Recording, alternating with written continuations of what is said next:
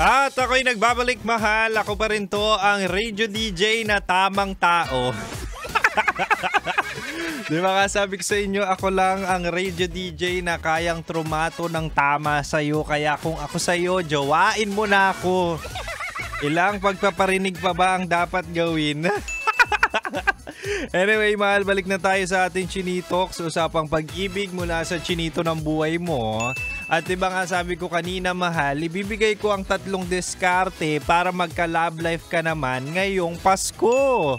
Diba? Kasi taon-taon na lang mag-isa ka, taon-taon na lang single ka, taon-taon na lang ang lamig ng Pasko mo.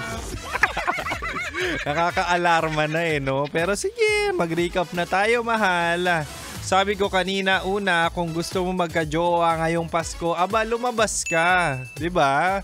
Hindi yan magdo-door to door, hindi yan mga ngaruling, yung love life, yung partner, yung jowa. Hindi, dapat mong kumilos. Diba? Kilos-kilos din. Baka yung mga kaagawan mo sa ibang bagay katulad ng kapag ikaw ay nagsimbang gabi, diba? Malay mo, yung kasama mo sa pila. Pwede rin naman yung nagbebenta ng bibingka at puto bumbong. Pwede rin naman kung mahilig ka sa tindera. Merong mga nagtitinda dyan ng sampagitan na talaga nga namang ang ganda ng ngiti. Diba? May mga ganong bagay eh. May mga maa-appreciate ka kapag naglalabas ka dyan sa bahay mo. Kaya kung ako sa'yo at kung gusto mo magka-jowa, socialize. Socialize is the key.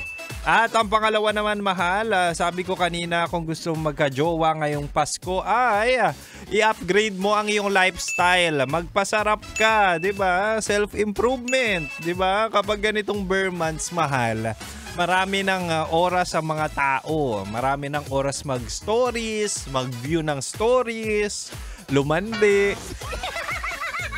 Saka aminin mo, marami rin talagang tao na katulad mo ay talaga nga namang gustong makahabol ng love life ngayong Pasko. Kaya it's your opportunity na talaga nga namang i-level up mo yung lifestyle mo kung gusto mo mag-enroll sa Pilates, saan pa ba, sa gym, at talagang makita mo na confident ka at gusto mo na talaga yung nakikita mo sa salamin. That would be the time pwede ka nang man-thirst trap. Pwede na yan para makahanap ka at makakolekta ka o makabingwit pala. Grabe naman yung kolekta, ang dami. Makabingwit ng karapat-dapat at love life mo ngayong Christmas. Ito na, mahal, pangatlo't panghuli. Kung gusto mong magka-jowa, aba, ayusin mo yung aura mo. 'Di ba? Dahil yung aura, yan yung softest way para lumandi. Hindi yung hindi yung itsura, hindi yung pananalita. Minsan yung presensya mo pa lang, yung aura mo pa lang, ay talaga nga naman yan ay makakapagpa-attract sa tao. Diba totoo yun? Yung parang light ng aura nito, grabe yung aura nito, parang ambait, parang green flag to, Ganyan. Kaya kapag nakita nyo ako in person, ayun yung definition ng light aura at tamang aura. Kaya ako personally, ayusin natin yung dapat nakangiti ka, dapat okay yung gising mo, dapat healthy ka, para at least nagre-reflect yun sa aura o yun sa yung tawag doon, yung parang ilaw kapag nakita ka, yun nga yung aura.